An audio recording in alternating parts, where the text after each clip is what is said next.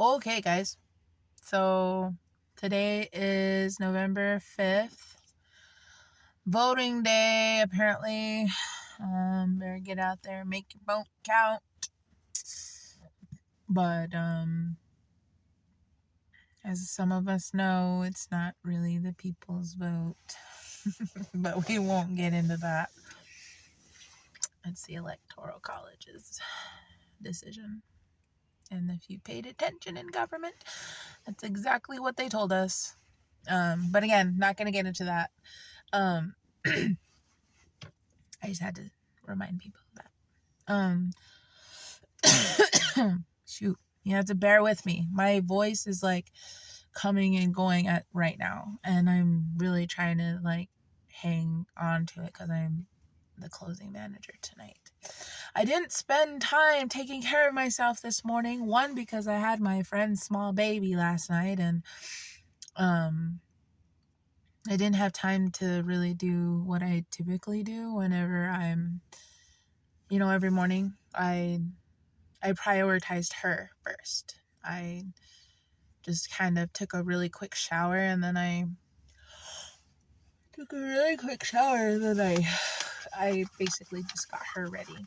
Made her really cute and pretty. But she's growing, so I think has like leg aches and things like that. So last night she had a really hard time falling asleep. She was like laying across me, and she kept like waking up and kicking her legs. So I felt really bad for her. I hate when babies are growing and they just, and they can't really tell you what's going on. So I was like really trying to just keep her comfortable and like rub her back and rub her legs and stuff, and try not to like overwhelm her with clothes. So I don't know. It's such a blessing to be able to watch her grow up. And because I saw her when she was like a few hours old, and now she's almost 9 months old. So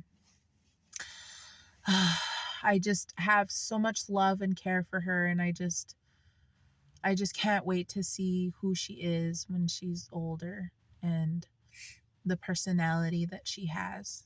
I'm trying to protect her, keep her innocent as long as I possibly can. Just allowing her to be her own little person.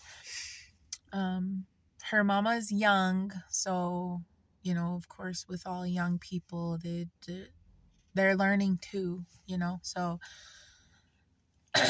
always have to be vigilant of that. And the way that she interacts with her own daughter, I'm not trying to like sit there and be like, don't do this and don't do that. I do when I feel like she could be approaching things in a different manner. So, but I just have a lot of love and care for the both of them, and I just want them to, grow up close. I just really want that for them. So I just have a lot of love and care for, my little baby.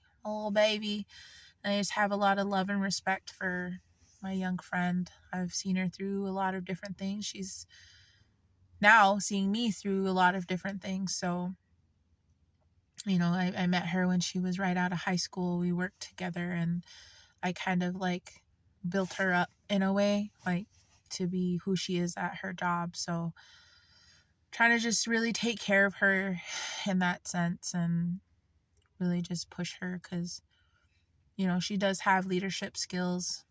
She just doesn't have the best delivery when she coaches and manages and things like that. So I always try to get her to see people for people rather than what they can do for her. So it's all a learning and growing experience for all of us. So it's interesting.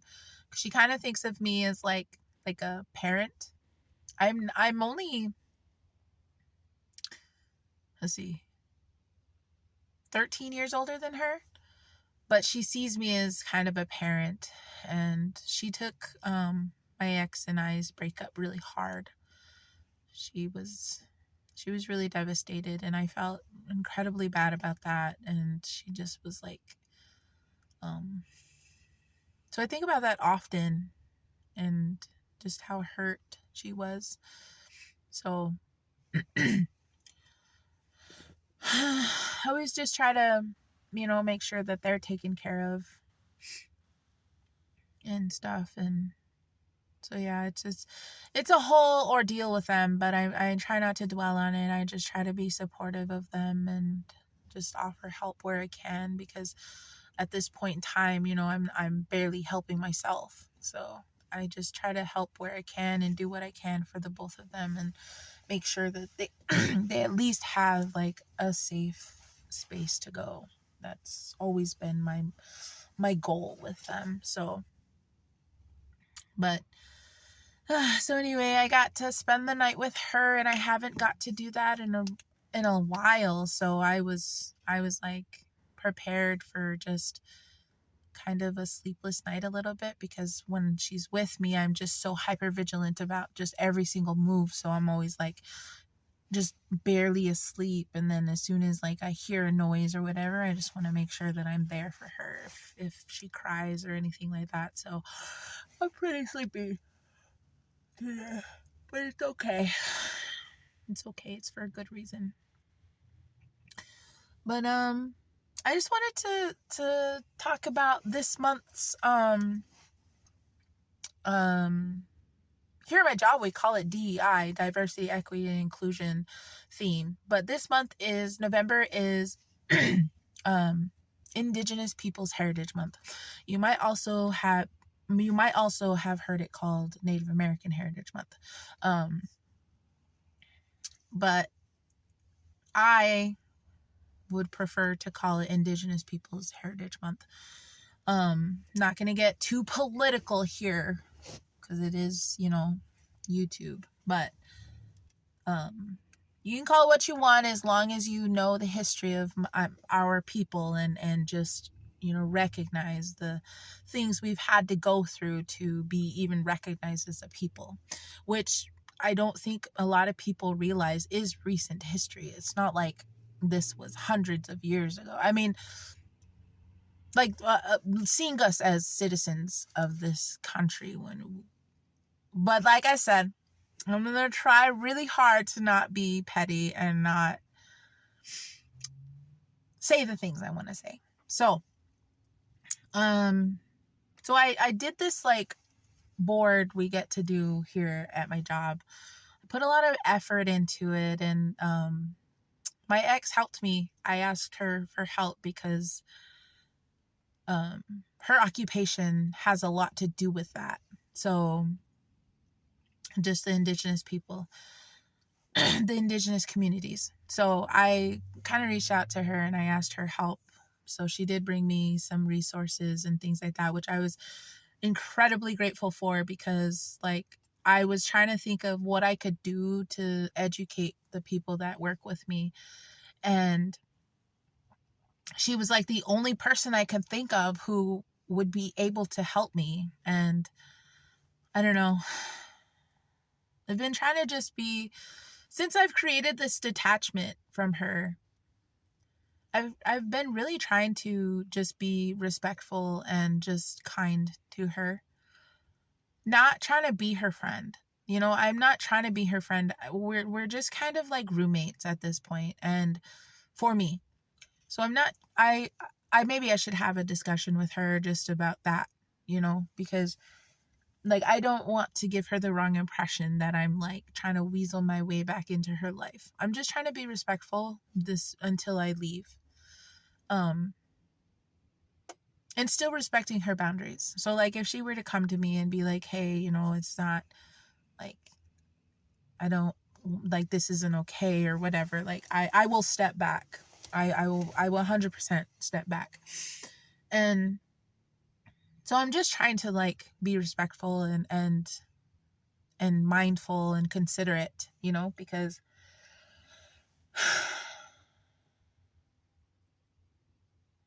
like I said, these are the last of the interactions we are probably ever going to have. I don't want to leave like on a terrible note, I don't want to exit like that, because then that's going to be the lasting impression she ever has of me. And because I am who I am and I know my heart, and I wouldn't want to just leave like that lasting impression of me.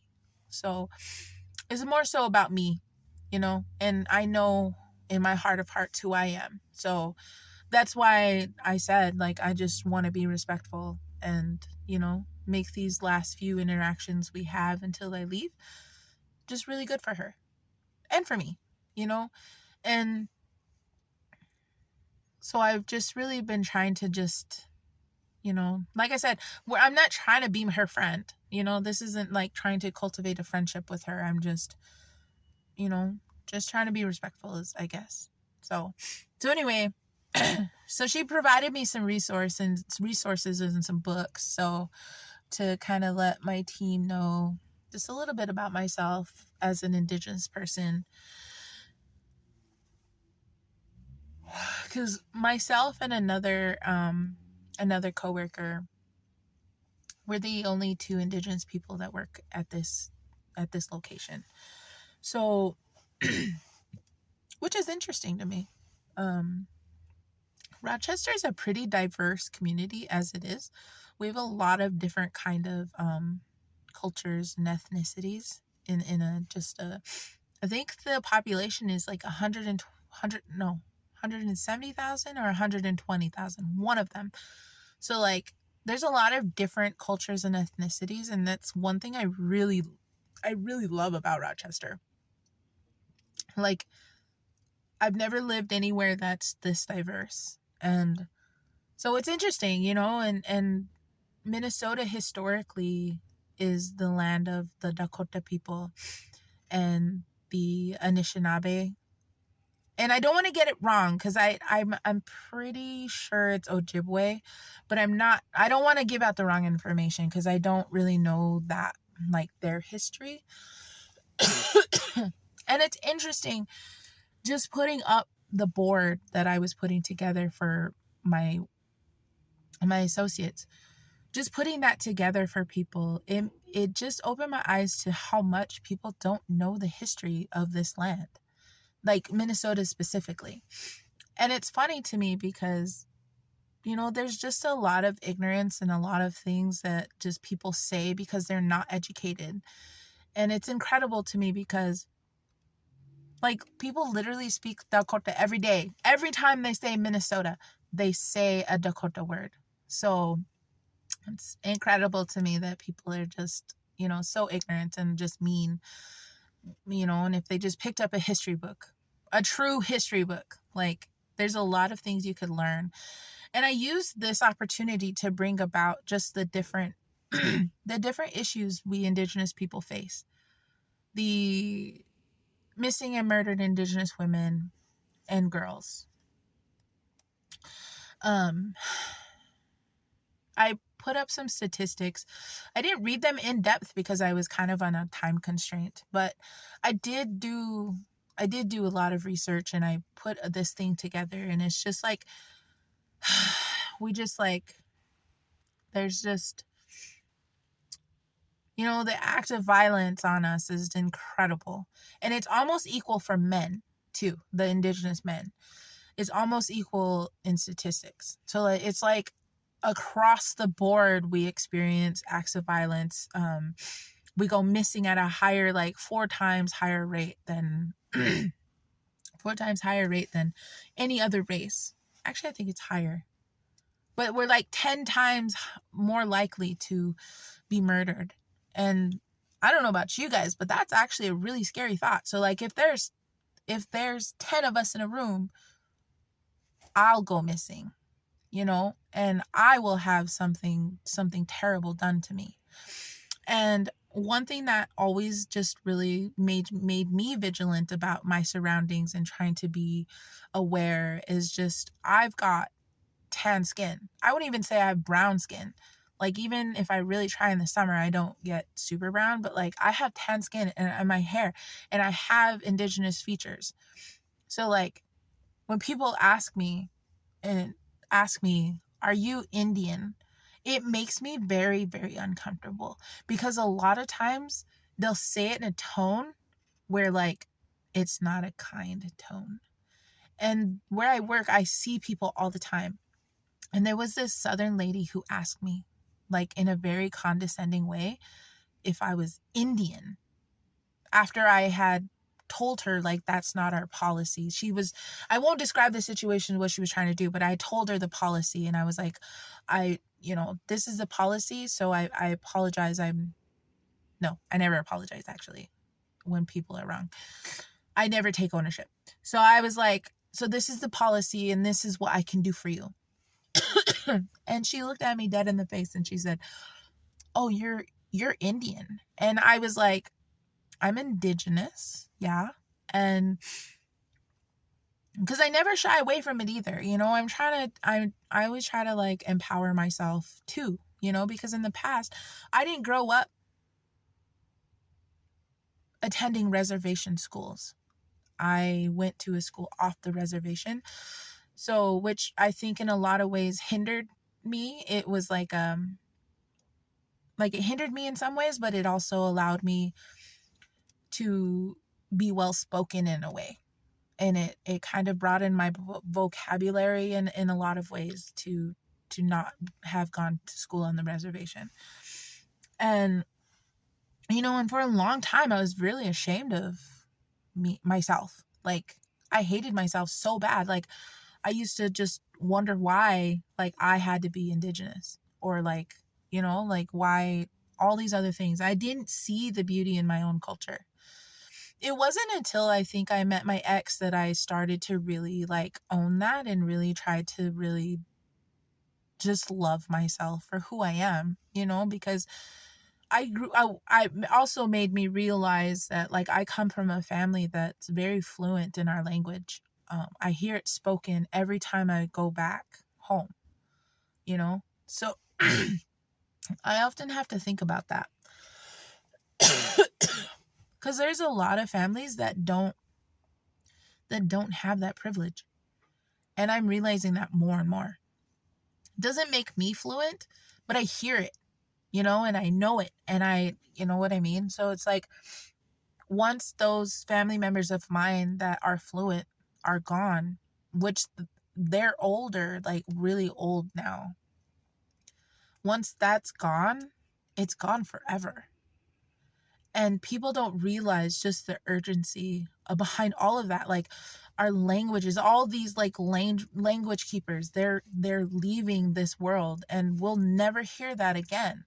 And I don't know about everybody else, but man, that makes me freaking scared. Like, that scares me so bad. And and I keep talking about going back to school and learning my language and stuff like that. And and it's incredibly sad because our own people judge us by wanting to learn and wanting to bring that language back, because they just have so many judgments about those of us who want to do it. And they're just like, because we didn't learn it from our grandmas, we didn't learn it from our older relatives, because everything the government did to us, like, those people were beaten for speaking our language. Of course they're not going to want to pass it down, so just lots of different things that just our people had to go through just to even exist in this society.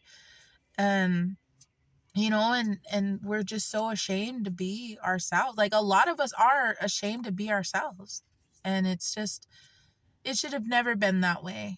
And we're such a beautiful people. And if people just took the time to learn about us and want to get to know us as people, like, there would just be like, so much would change about the world. And it just sucks too, because like, our own people are doing it to ourselves. Like, we just have this like this Western society mentality. Our lives are so wrapped around money. Our people were never like that. And it's really eye-opening, and there's so much urgency behind trying to just bring our culture and our just way of living back. And it's scary. It's so scary. And because we've just taken a beating for years and decades. And there's those of us who still exist in this society, and and there's very few of us that want to bring it back, that are really driving, pushing to bring our language back, our ceremonies, our culture. And it's just like, even me, I talk about it all the time, but I'm not actively doing it. And like, I mean, I'm not saying that like I couldn't do it with my ex, but like, I think I just kind of have the freedom now to do it at the pace I want to, like I could just up and go and do something now, like, it's just like, it's weird to explain, but I don't know. Everybody should just do some research. Do some research about missing and murdered Indigenous women and girls. Do some research about the Every Child Matters, Truth and Reconciliation, Orange Shirt Day, just the Navajo code talkers and what they did in World War II. I actually come from an original code talker. Like, I have his blood coursing through me as we speak. Just talk about, and not even just Navajo code talkers, but there's so many different other tribal nations that participated in helping win World War II because of our language, the language our people were beaten for, and just, there's just so much research, and just everybody just needs to learn how to be an ally of some kind, and we'll just all learn to exist together. Like,